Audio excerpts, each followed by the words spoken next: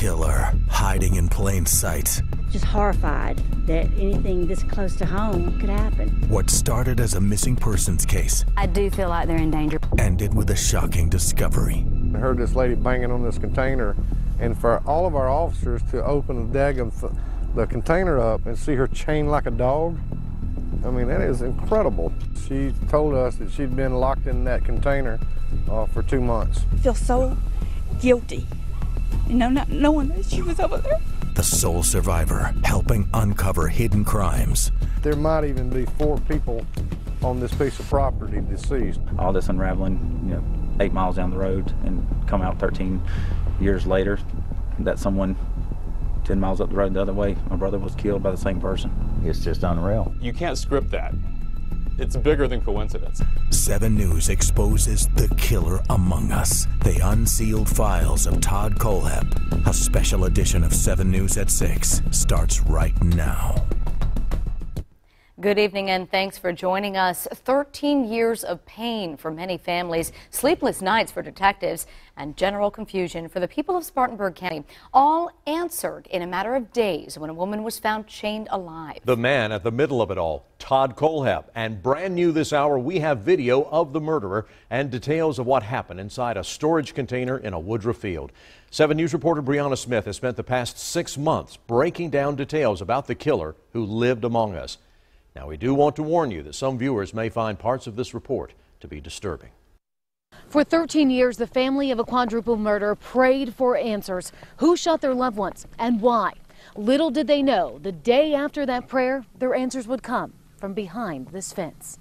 And I remember asking her, I'm like, who are you? She said, I'm Kayla Brown. Kayla Brown, the name that had been plastered on posters as a missing person out of Anderson.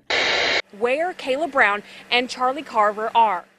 A name suddenly spoken by a girl found chained and locked inside a shipping container on 100 acres in Woodruff, nearly 3 months later. You're sitting here going, did I just step into Hollywood on a movie set? A padlock chain around her neck, her ankles shackled together and chained to one end of the shipping container. She was given dog beds to lay on, a 5-gallon bucket for a bathroom, and just pieces of crackers and moldy cheese. That was all she had to eat. Todd Kohlhepp shot Charlie Carver 3 times in the chest, wrapped him in a blue What kind of monster would do this? Something straight out of Hannibal Lecter. Here's this girl chained up like a dog in the back of a container. Suddenly, an investigation to find a missing couple is the key to unlocking so much more. Once we were in there and we realized the magnitude of what we were dealing with, yeah, it kind of hit home.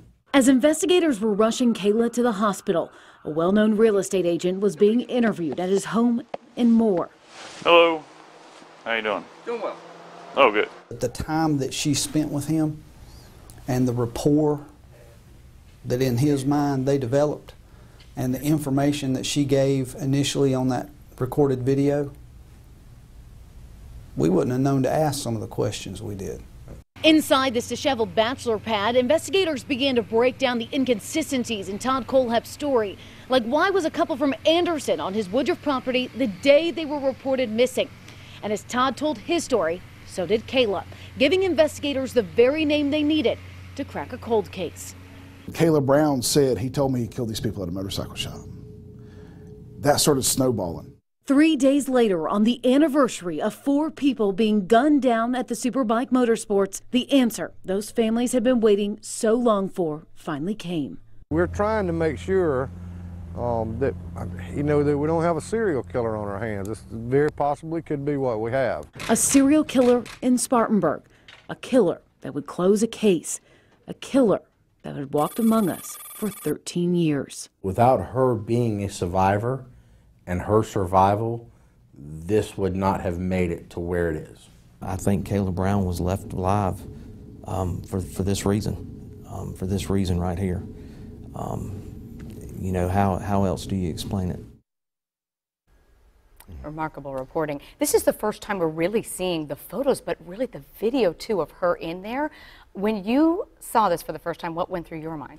You can hear Sheriff Wright explain it the first day that we were out there at the Woodruff property. You can think about it, and once you see it, it takes your breath away. Yeah. I mean, to see a person held like that and to know what she went through for 2 months plus, you know, this is just scratching the surface of what we have in our hands right now that we're going to be showing you over the next week. And I think that fact it's hard to even put into words. It is miraculous there was a survivor in this spree of crimes at all, and the information that she was able to share immediately led to so much more.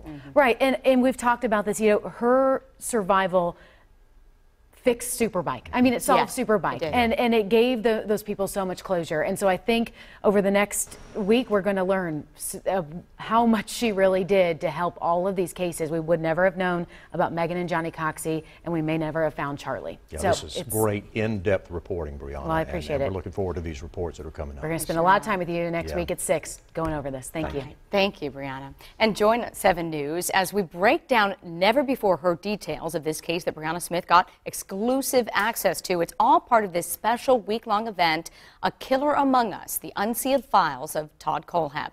It all starts Monday right here on 7 News at 6.